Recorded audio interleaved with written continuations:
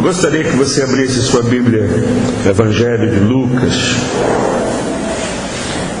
E essa é a primeira mensagem de uma série que eu vou estar trazendo dentro dessa perspectiva lucana. A parábola do semeador, capítulo 8 de Lucas. Lucas 8. Quem encontrou pode dizer graças a Deus. Aleluia. A parábola do semeador, desafios possíveis para uma colheita abençoada.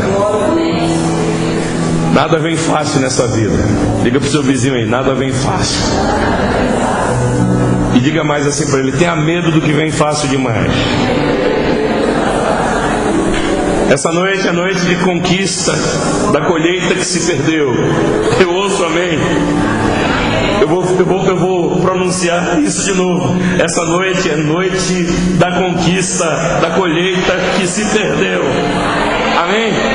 Hoje Deus está trazendo de volta. Quero ser profeta de Deus nessa casa para declarar a você que Deus está trazendo de volta o que você perdeu.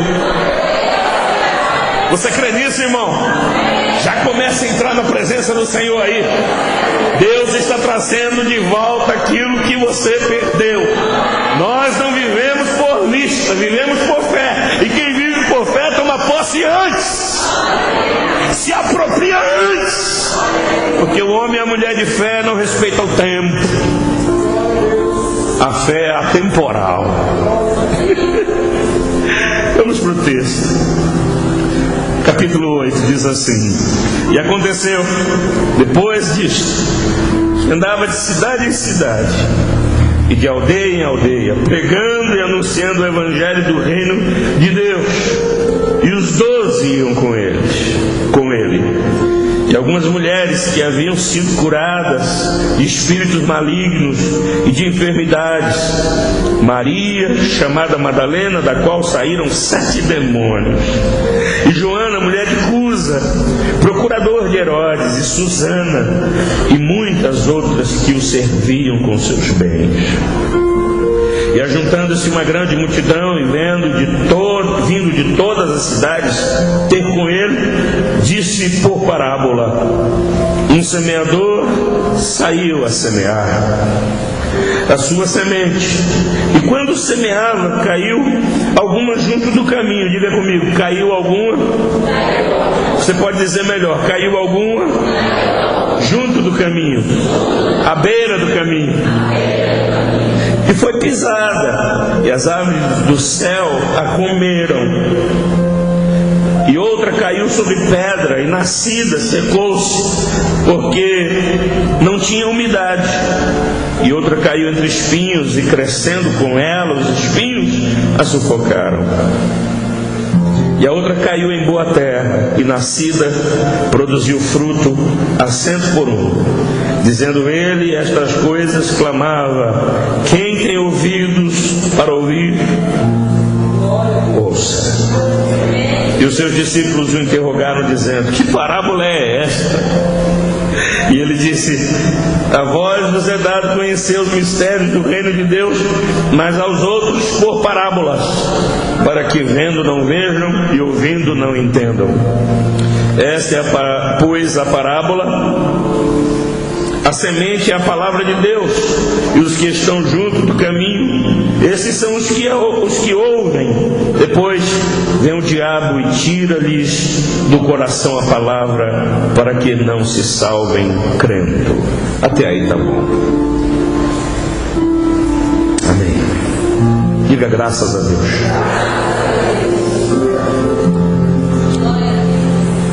A nossa vida é marcada por perdas e ganhos. Todos nós aqui sabemos disso. Não há uma pessoa sentada aqui que já não tenha ganho alguma coisa, ou ganhado alguma coisa, e perdido algumas outras. De modo que a própria vida nos ensina, nessa dimensão cíclica, que as perdas fazem parte da vida. Cada ano que você passa, você está conquistando, está abrindo portas de conquista. Mas ao mesmo tempo muitas coisas estão ficando para trás. Roupas roupas que você não usa mais, hábitos, maneiras que você já não pratica mais, porque você vai amadurecendo, e à medida que amadurece, o amadurecimento é um processo de conquista de novas coisas, mas também de perdas de algumas. Crescimento físico, mental, psicológico. Todos nós passamos por essas etapas, por esse ciclo da vida. Mas a parábola dessa noite,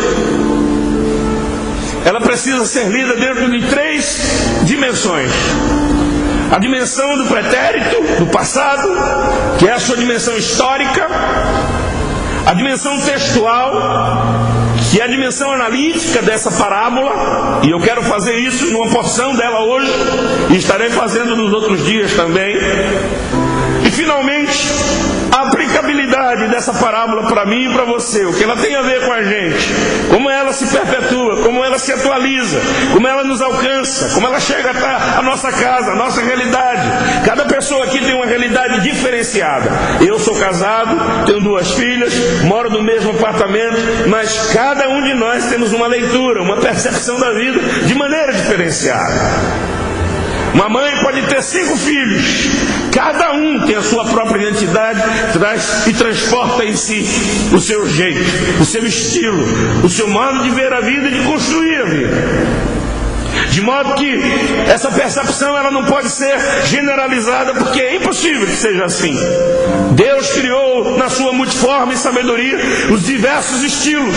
Eu dou graças a Deus pelo meu jeito de ser, porque Deus me pensou e pensou a você antes de qualquer outra coisa. Você é para Deus um suprimento de uma necessidade que foi criada para que você existisse. Você é a resposta de Deus para uma necessidade. E aqui eu tenho uma convicção profunda de que aquele que ainda não respondeu a essa necessidade está a caminho, e você vai chegar lá, meu irmão, porque Deus é contigo. Eu ouço amém. As palmas podem louvar ao Senhor nessa noite.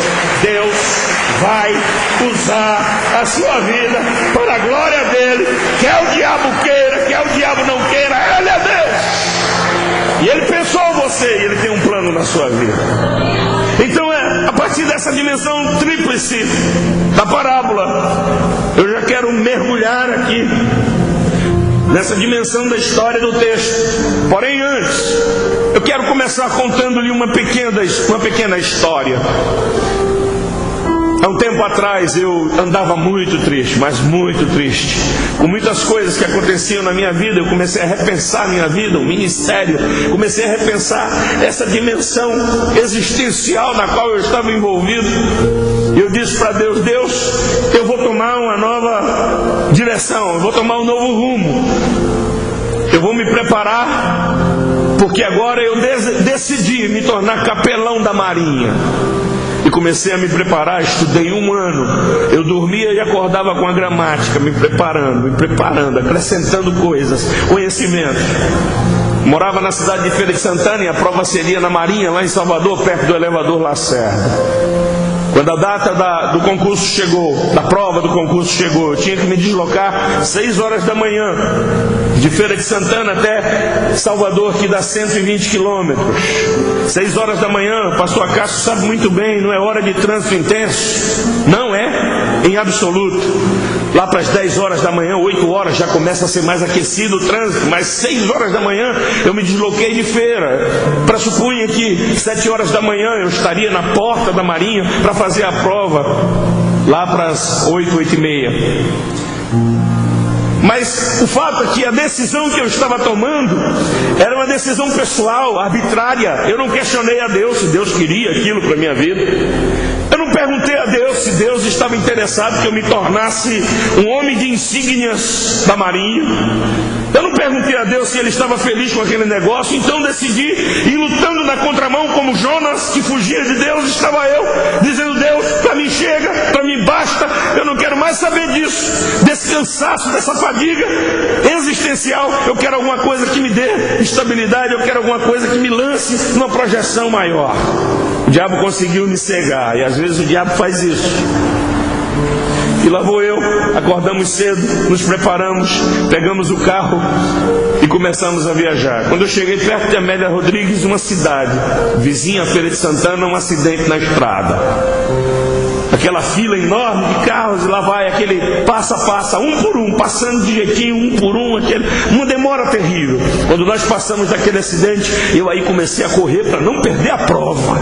Lá no meio, perto de Simões Filho, outro acidente, fila novamente, lá vai, o tempo passando, e agora eu já estava suando frio, já estava desesperado, porque eu sonhei aquilo.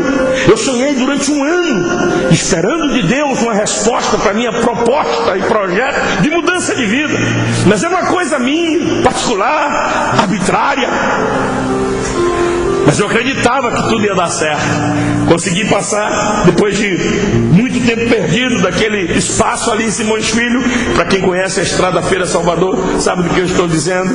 E de repente, mais adiante, lá pelo bairro da Jaqueira, outro acidente. E quando eu cheguei na porta da Marinha, faltavam 2 minutos para eu entrar. O soldado saiu da guarita, veio andando bem devagar.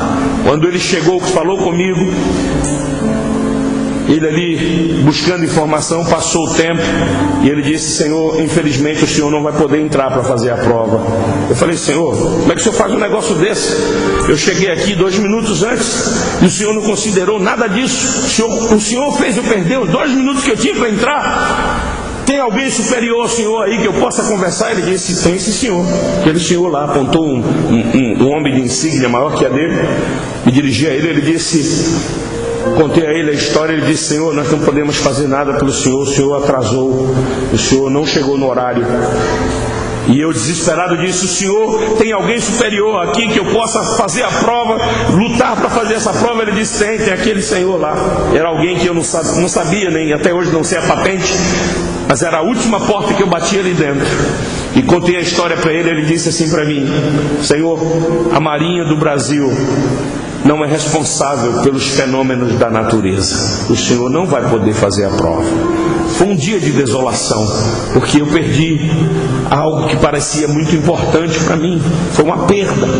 Me lembro como hoje minha esposa estava comigo, me viu desolado, sentei debaixo, perto do elevador Lacerda, o cartão postal de Salvador, e comecei a chorar, dizendo: Deus, o que o senhor está fazendo comigo? Mais tarde é que eu vim entender que Deus estava me dando livramento, porque a quem Deus chama, Ele cuida, Ele zela, Ele prepara. Eu não sei quem é você, primeira vez que estou te vendo, mas eu tenho uma coisa e uma certeza muito profunda: Deus está cuidando da tua casa, Deus está cuidando da tua vida. E quando Deus abre a porta, ninguém fecha, e quando Deus fecha a porta, ninguém abre. Eu ouço um amém. Você pode dar glórias a Deus nessa noite, pode aplaudir a Ele. Deus é Deus que abre e fecha portas. Deus é Deus que abre e fecha portas. Aquela porta precisava ser fechada para mim. Eu precisava ser desapontado, decepcionado. Eu precisava perder naquele dia para hoje poder estar aqui dizendo a você que eu sou o homem mais feliz da face da terra, porque eu sirvo ao Deus Todo-Poderoso e porque agora eu posso alimentar as ovelhas do meu Deus. Vim de longe para dizer a você que hoje você não sai daqui sem levar uma vitória muito grande da parte de Deus para a sua história. Você pode dar glórias a Ele. Não tenha medo, Deus vai entrar com providência na tua casa. Se prepara, porque Deus já começou a virar a terra a teu favor. A Ele glória. Se você pode, dê glórias a Ele. Ele está no nosso meio nessa noite. Deus está aqui. Então eu estou contando essa história para fazer você entender o primeiro aspecto da parábola. Vamos lá.